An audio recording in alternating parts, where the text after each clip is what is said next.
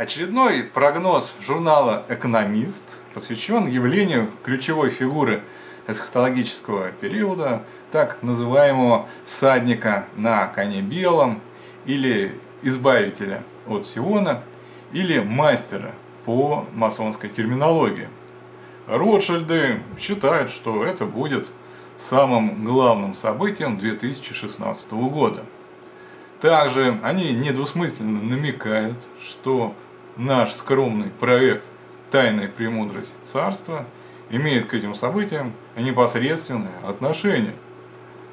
По сути, обложка является как бы презентацией нашей безумной деятельности. Существуют определенные закономерности, которым подчиняются в том числе и самые влиятельные люди. Не все в мире решается посредством власти, денег, связей, технологий. Есть сценарии развития истории, предначертанные Богом, и ничто во Вселенной не в состоянии их изменить. По одному из таких сценариев темная сторона может морочить голову человечеству ровно столько, сколько светлая, светлая в кавычках, позволяет себе над ней издеваться. За синодальный период против основ русской цивилизации была осуществлена диверсия. Учение церкви было искажено таким образом, чтобы народ попирал Божью премудрость. И из-за нарушения этой фундаментальной заповеди Господь снял свою защиту с православного народа. И он оказался в рабской зависимости от темной стороны. На этом принципе и держится власть, столетняя власть нового мирового порядка. Однако, если на светлой стороне появляется хотя бы один человек, выбравшийся из лабиринта столетнего морока, то Господь буквально горой, всеми ангельскими легионами встает на его защиту. И делает этого человека орудием своей политики. Вот отрок мой, которого я держу за руку, избранный мой, которому благоволит душа моя. Положу дух мой на него и возвестит народом суд. Ибо я Господь, Бог твой, держу тебя за правую руку твою, говорю тебе, не бойся, я помогаю тебе. И далее расклад сил на планете меняется кардинально, потому что на Земле появляется новый социум, защищенный энергиями мироздания. Это группа неприкасаемых, против которых вся мощь государственной системы бессильна. И эта группа становится эпицентром новой истории, генератором событий эсхатологического периода. Из нее вырастает мессианский народ, вселенская проповедь и грядущий царь. Вот вкратце, чему посвящена очередная загадочная обложка журнала «Экономист». Прошлогодний ребус был создан для определения кандидатуры избранника. Из всех приложенных расшифровок наш проект смог предложить более-менее адекватную версию, обладающую некими проблесками символьного мышления.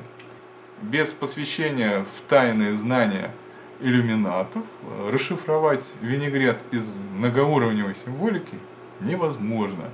Если кто-либо со светлой стороны разгрызает этот орех, то это значит, что он избранный.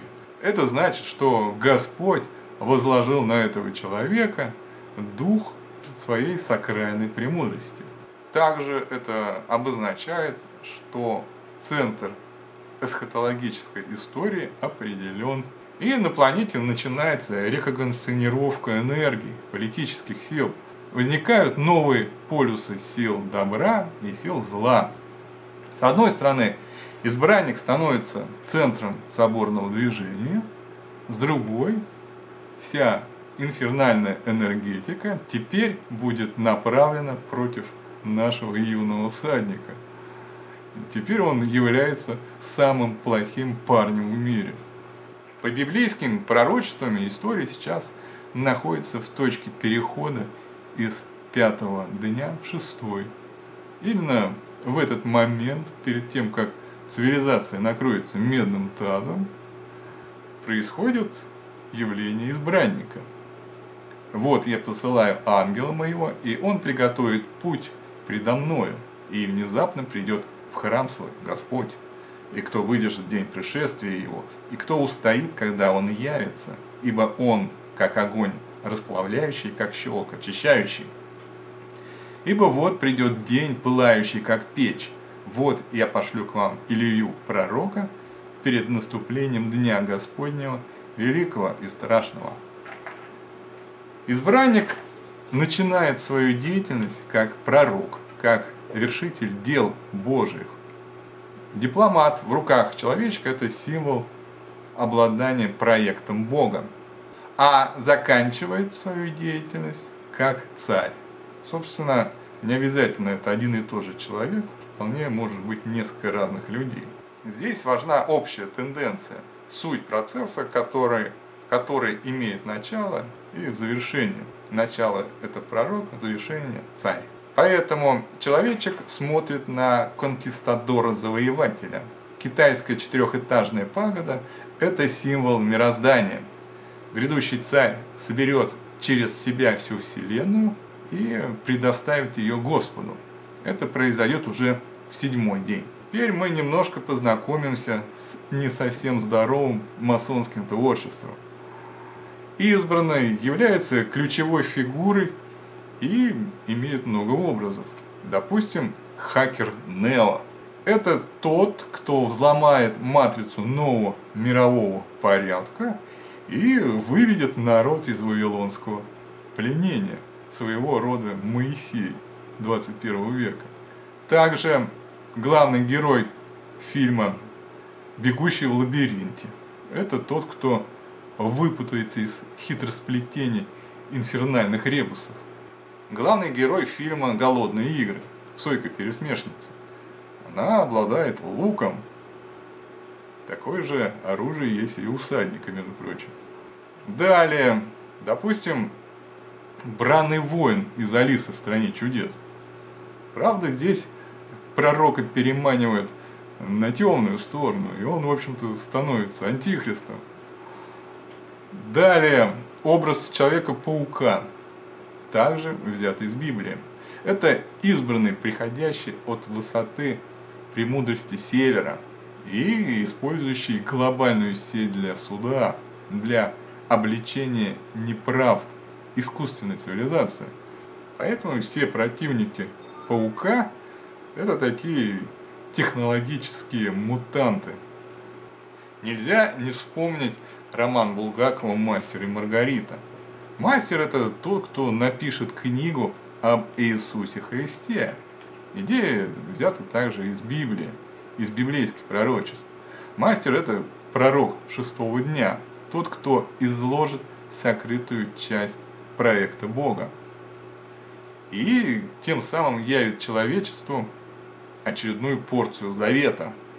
И тогда на земле начнется долгожданная движуха 6-го дня. Собственно, ради этого Ротшильды и пошли на такой неординарный шаг и создали эту обложку. Сильные мира сего устали ждать. У них свои планы. Им нужно обрушить глобальную экономику, ввергнуть Европу в хаос, развязать Третью мировую. Кроме того, многие с темной стороны желают перейти на светлую. Не все так просто и однозначно. Однако прошлогодние прогнозы Ротшильдов не сбылись. Крысолов не стал выводить детей из Вавилона. И все проекты пришли в стадию стагнации. На планете все остановилось. Все, что было подготовлено реализовать не удалось. Война на Украине, война в Сирии, экономический кризис, беженцы, заполонившие Европу. Все эти проекты оказались замороженными. Избранный является как бы обладателем ключей от глобального ядерного чемоданчика. С началом его активной деятельности в мироздании запускаются сценарии апокалипсиса. И пока он молчит, то ничего не происходит. А когда он начнет действовать, то это приведет в конечном итоге к полному изменению облика планеты. Наш мир на самом деле очень маленький. Он буквально весь целиком помещается в яблоко.